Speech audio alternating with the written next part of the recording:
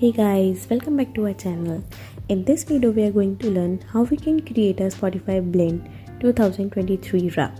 So Spotify in his 2023 wrap has added a new feature in which we can create a personalized playlist that automatically combine two users' audio tastes together, which is Spotify Blend. So how we can create it, I'm going to show you that. First of all, just open up your Spotify and go to your 2023 wrap. Over here you can see that create a blend. You have to click on it and it has been written that you can invite up to 10 friends to blend. A shared playlist that gives you social recommendation based on all your music taste. But it has been written over here with a note. People in this blend will able to add their friends.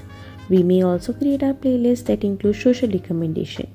People in social recommendation playlist will be able to see your profile picture and username, which means that the friends that you have added in the blend, they can add their friends also in this blend.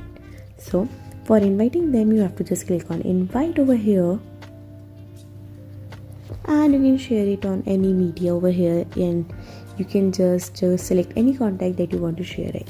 So that's all for this video. I hope you liked the video. If you have any question regarding this whole process, please let me know in the comment box. Thanks for watching the video.